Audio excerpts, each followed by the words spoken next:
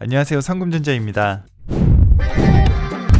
엔비디아의 RTX 5000번대 그래픽카드가 출시하면서 그 급에 맞는 다른 컴퓨터 부품들도 각광받고 있습니다. 특히 PCIe 5.0을 지원하는 메인보드가 그러한데요. 최신 고사양 게이밍 컴퓨터에 맞는 X870 칩셋의 메인보드를 가져왔습니다. MSI MAG X870 토마호크 와이파이입니다.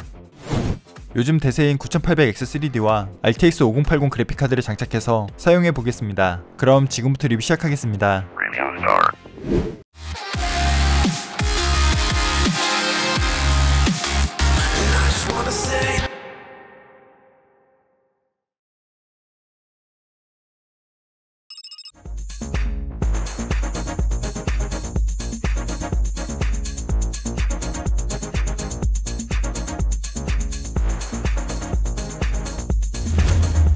구성품은 이지 커넥터 케이블, 사타 케이블 2개, 이지 프론트 패널 케이블, 와이파이 안테나, M.2 플레이트 스크류, 이지 M.2 클립 3개, 클립 리무버, 바이오스 USB 드라이버, 케이블 스티커와 매뉴얼이 있습니다.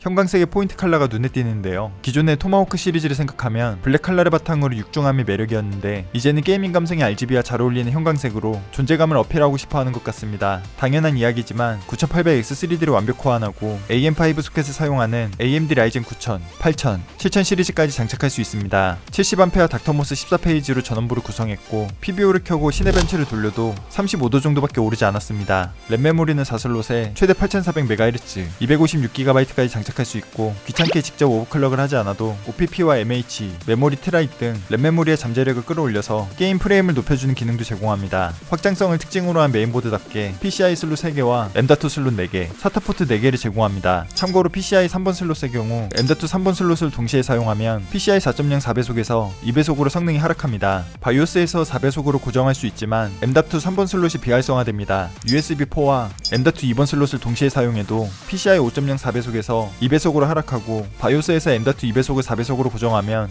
USB4 포트가 비활성화됩니다. 특히 AMD 라이젠 8000 시리즈를 장착했을 때 PCIe와 M.2 슬롯 성능이 달라지는 제약이 있으니 참고하시기 바랍니다. 이렇게 메인보드들마다 부품을 여러 개 장착하면 성능이 하락하는 조건이 있지만 MSI MAG X870 토마호크 와이파이는 메인 그래픽카드 슬롯인 PCI 1번 슬롯 성능이 하락하는 조건은 없기 때문에 RTX 5000번대 그래픽카드를 손실 없이 누릴 수 있습니다. 뒷면은 기판이 그대로 노출되어 있고 백플레이트를 원한다면 고가의 X870E 메인보드를 생각해야 합니다. MSI MAG X870 토마호크 와이파이에는 여러 편의 기능이 있습니다. M.2 히트싱크 왼쪽을 누르면 잠김이 풀리고 클릭 고정 방식이라 드라이버가 필요 없습니다. 오른쪽에 있는 이지 PCI 릴리즈 버튼을 누르면 걸쇠가 열리면서 그래픽카드를 편하게 분리할 수 있습니다. 쿨링 시스템 설치를 편하게 해주는 이지 커넥터, 메인보드에 추가로 전력을 공급해서 안정성을 높이는 8핀 보조 전원이 눈에 띕니다. 편하게 바이오스 업데이트를 할 수 있는 플래시 바이오스, 바이오스 초기화, 클리어 시모스 버튼을 넣어줬고 HDMI, USB4 2개, USB 10기가 3개, USB 5기가 3개, USB 2.0 4개, 5기가 램, 와이파이 7 안테나, SPDIF를 포함한 오디오 커넥터가 있습니다. 와이파이 7을 지원하는데요. 인터넷을 10기가급으로 사용하면 성능을 체감할 수 있을 것 같습니다. 동급 대비 편의성과 넉넉함을 갖춘 편입니다. AMD 라이젠 7 9800X3D는 이미 게이밍 킹으로 유명해서 설명하기 입이 아플 정도입니다. 8코어 16스레드, 부스트 클럭 5.2GHz로 3D V 캐시가 압도적인 차이를 만들어내고 있습니다. 램 메모리는 커세어의 DDR5 6000, CL30, 도미네이터 티타늄 블랙 32GB입니다. 장벽같이 높은 히트싱크로 다른 부품과 간섭이 있을 수 있지만 그만큼 존재감이 넘칩니다. 게이밍 감성의 RGB도 있고 전체적으로 고급스러운 디자인입니다. 다음은 대망의 그래픽카드 MSI 지포스 RTX 5080 뱅가드 하이퍼프로저입니다. 귀여운 용용이 랜덤 피규어도 보이는데요. 귀한 제품이라 꺼낼 때부터 가슴이 웅장해졌습니다. 디자인이 정말 미친 것 같습니다. 제가 좋아하는 카본도 포인트로 들어가 있고 견고함이 손끝에서부터 느껴질 정도로 만듦새가 좋습니다. 깡 성능은 이전 세대인 RTX 4090을 넘지 못했다는 평이 많지만 비교적 저렴한 가격과 전력 효율성이 높고 DLSS4의 MFG 기능으로 프레임을 폭발적으로 증가시킬 수 있습니다. 케이스 쿨링팬에 소음이 묻힐 정도로 정숙하고 고주파도 일절 없었습니다. MSI MAG A1250GL 80플러스 골드 풀 모듈러 ATX 3.1입니다. 무려 1250W를 뿜어줘서 RTX 5090처럼 고사양 그래픽카드도 거뜬하고 필요한 케이블만 연결하는 풀 모듈러 6가지 보호회로 DC-to-DC 정숙함도 갖췄습니다.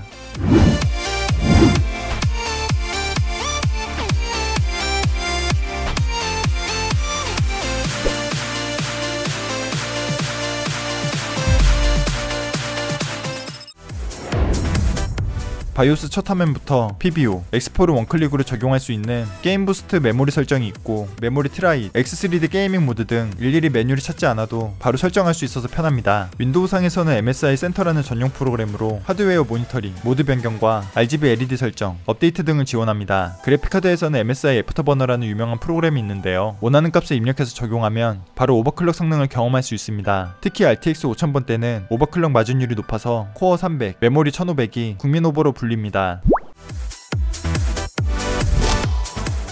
4K QHD 해상도의 게임 프레임을 측정해 보겠습니다. 먼저 배틀그라운드, 그래픽 설정 울트라, 에란겔 맵입니다. 왼쪽은 MSI RTX 5080, 뱅가드 하이퍼프로저의 깡성능, 가운데는 국민 오버클럭을 적용한 상태고 오른쪽은 RTX 4090을 비교했습니다.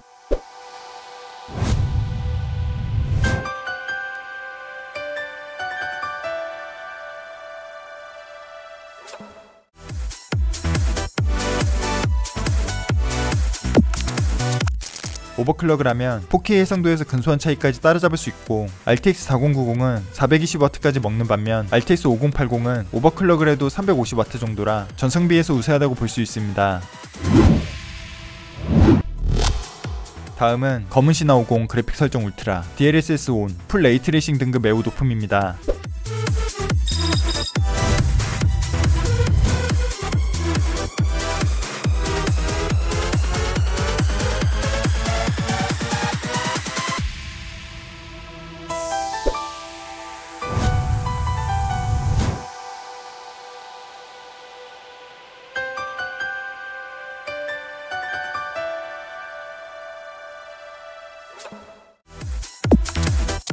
DLSS 덕분에 4K에서 레이트레이싱이 켜고도 평균 80프레임 이상 나왔고 RTX 4090도 DLSS 바를 받기 때문에 역시 막강한 성능을 보여줬습니다. 차후에 RTX 5000번대 그래픽카드만 누릴 수 있는 DLSS4, MFG 설정이 업데이트되면 결과가 좀 달라지는데요.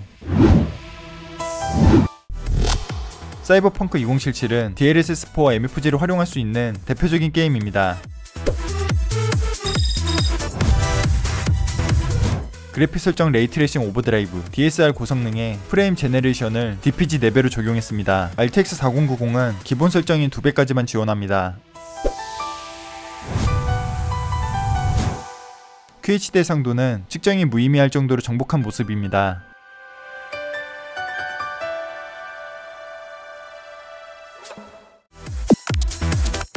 4K에서 평균 200프레임 이상, 정말 폭발적으로 높아진 것을 볼 수 있습니다. MFG 유무의 결과가 차이가 컸는데요. 깡성능은 RTX 4090이 앞서는지 몰라도 전성비와 MFG 기술로 압도적인 결과를 보여주는 것이 RTX 5080입니다.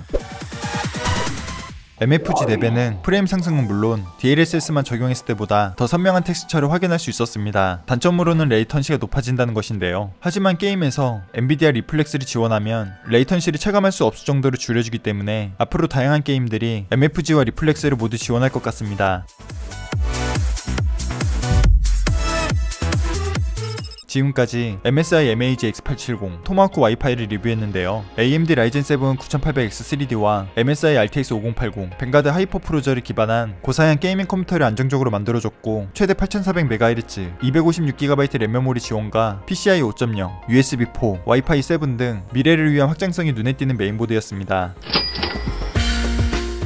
MSI RTX 5080 뱅가드 하이퍼프로저는 성능도 성능이지만 너무 조용하고 카본 포인트 디자인과 RGB가 고급스러워서 좋았습니다. DLSS4 MFG 4배 설정으로 게임을 더 원활하게 즐길 수 있습니다. 제 리뷰가 제품 선택에 도움이 됐길 바라며 지금까지 상곰전자였습니다.